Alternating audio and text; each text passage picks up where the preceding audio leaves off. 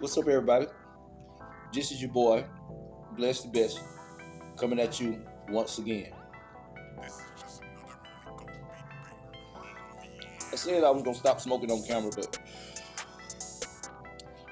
since a lot of the haters in the chat don't like it,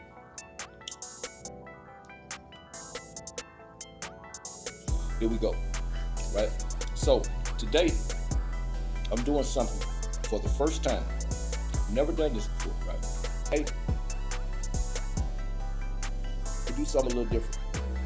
I'm gonna read from this article that I found on ABC News. It's not a new article, it's an old article. But I was doing some research about the word Negro and how it relates to the US Census. And I thought that this article was very, very interesting, right? And I came away with some confirmation for a few theories that I have that's rooted in research and as close as you can get to facts when talking about history. Because in order to really accurately describe history 100%, you need a goddamn time machine. And ain't nobody got one of those, right? So I'm just gonna jump right into it.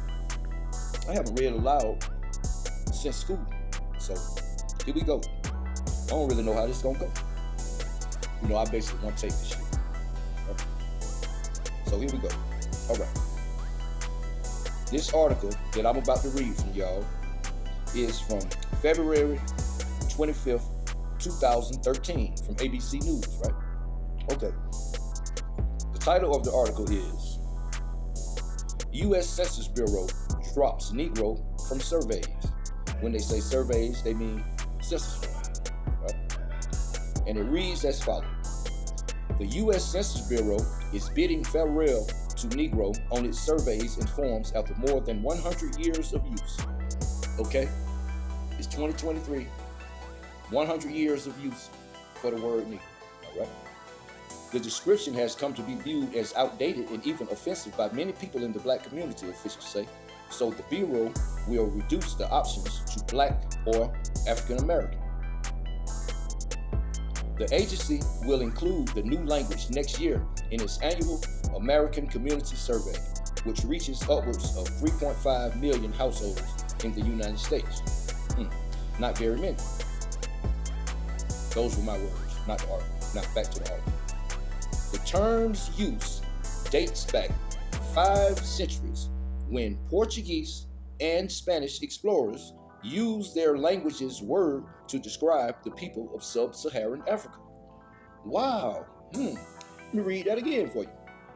The term's use dates back 5 centuries to when Portuguese and Spanish explorers used their language's word for black to describe the people of sub-Saharan Africa.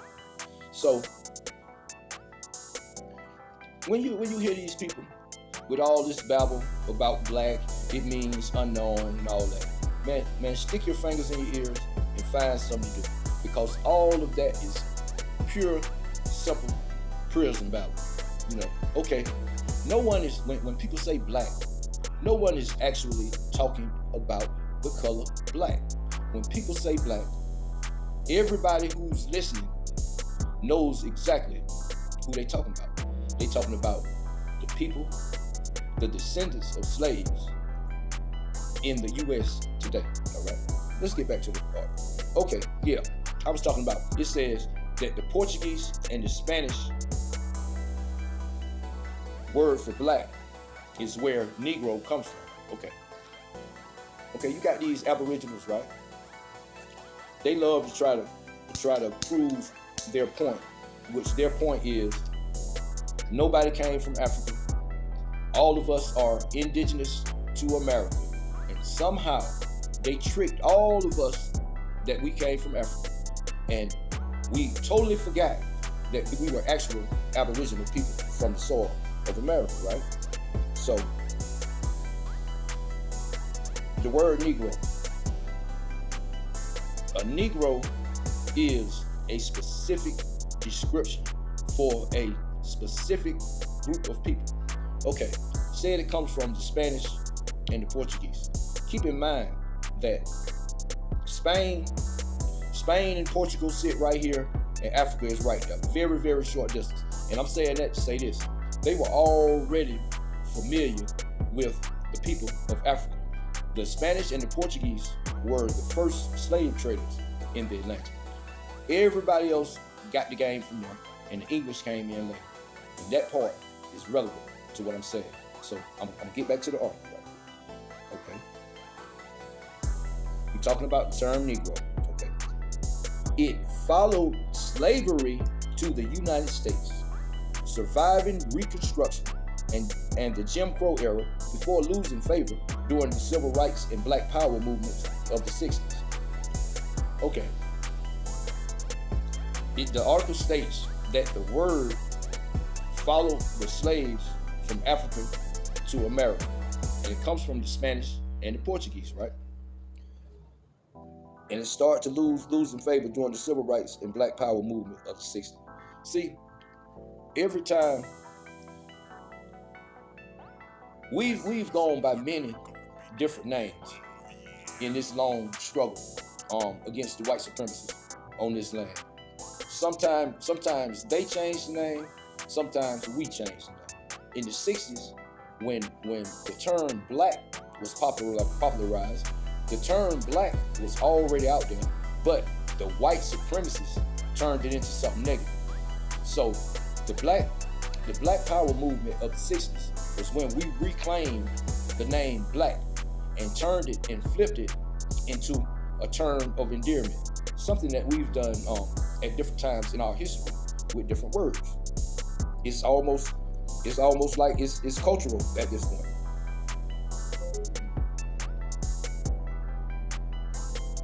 I'll continue on with the article. The first U.S. census, which was taken in 1790, displayed only 3 racial categories: free white, all other free persons, and slaves. The term Negro appeared for the first time in 1900 to identify people of African descent. Okay, the Aboriginals will scream at the top of their lungs to anybody who will listen about it. Look on the census. Look on the census. You're not gonna find African anywhere on the census. Right now, I'm doing Sister Bethany. I'm doing her voice. That's the last one that I heard say that. You're not gonna find African on the census.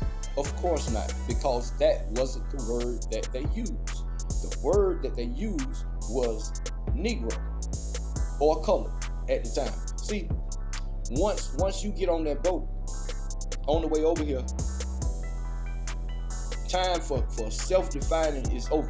You were whoever they said you was. And what I mean by that is you were only a number. You only represent money, property, a number. They didn't list slaves by name on any census. If your family was enslaved, it's very, very hard to trace your genealogy past the end of slavery, because to be able to trace your genealogy all the way back to the times of slavery, you would have to somehow find out who owned your people and search their genealogy. And maybe they wrote it down somewhere, or maybe they sold your people. But see, another thing, all people would change their names on their own after slavery. But I'm gonna get back to the article. Okay. It says the term Negro appeared for the first time in 1900 to identify people of African descent. Okay, 1900. Okay, the Aboriginals will present this other idiotic argument. You'll be like, you know they didn't even have Negro on there until 1900. Correct. What is the significance of 1900? Okay, in the middle 1800s, between 1850 and 1868, something like that. That was like when slavery was abolished, and we got identities, right? We became freedmen, right? During this time, there were people alive that while people were still coming straight from Africa, and they knew who they were, right? So around 1900, that's roughly 35, 40 years after slavery. And many of us moved around, many of us went north. A lot of us, most of us, stayed in the South, right? And right after the abolishment of slavery, they had something called the Reconstruction. It was because the Confederate States were in shambles, and they passed certain laws that gave black people in America certain rights that they never had. And in certain places, they started to come into their own and exert their influence in a way. And one of the ways that they exerted their influence around 1900 was beginning to identify themselves as Negroes. That's what's significant about when the term came to use. Don't let nobody trick you with these mumbo jumbo arguments. But read the article a little further. Better get this shit stopped going on. Okay. The government considered ending usage of the word Negro for the 2010 census, but ultimately decided against it. The Bureau reasoned that there was still a segment of the U.S. population that personally identified with the term. Most of them were older blacks living in southern states. Y'all still with me? Are y'all walking through the article with logic with me? Okay. It says the people that wanted to be identified as Negro were older living blacks in southern states. Back to what I just said. Some of those older living blacks in the southern states knew of people arriving fresh to America during slavery, and they knew who they were. Look, slave states was in the South. That's one fact.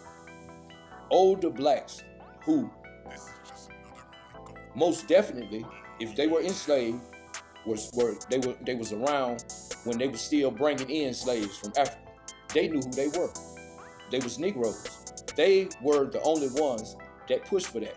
The freedom, the Negro freedom. These days, it seems to be all about the optics. Everybody wanna talk, can't nobody stay on topic. It's all about this power and how we finna take it. Some of y'all still sleeping, y'all the ones who ain't gon' make it. We done with the L's, now it's time for the dub. We riding, fuck a party, they done closed down the club. Strippers can't even strip no more. Now it's only fans, ain't no live sports song, cause it's only on demand and that's good. So now we gotta focus on what's real. Every time we look around, we getting killed. So fuck 12. We finna do this shit for George. Fuck a judge, fuck a jury, fuck a judge, fuck a charge. We been fed up and the rage is getting higher. We fucked around and found out the devil afraid of fire. So now when we get turned up, shit get burned up. I see a lot of souls burn up and neck turn up. And we came to take the statues down and take the crown. I seen it on the news, a crowd of pigs powering down.